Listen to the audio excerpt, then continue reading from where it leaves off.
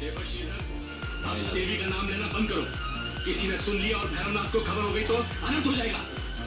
नहीं भैया, ऐसा न कहिए। ऐसा कभी नहीं हो सकता। मैं माता वैष्णो देवी को एक पल के लिए भी नहीं भूल सकता। मां तो मेरी सांसों में, मेरे प्राणों में बसी भैया। बचपन में जब हमारी मां हमें हमेशा के लिए छोड़कर चली गई थी, तब माता वैष्णो देवी ने ही मुझे बड़ा किया। उनकी कृपा से ही मेरा पालन पोषण हुआ और पूरे जीवन उन्होंने मेरी रक्षा की। और मेरी ही क्या भैया, वो तो आपकी, हमारी, सबकी रक्षा करती है। प्रेम से बोलो जय माता दी। चुप रहो, अपनी ये बकवास। हमें ये सुनना है तुम्हारी जय माता दी।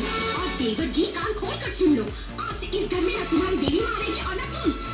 मैं कहता हूँ मान जाओ और भूल जाओ।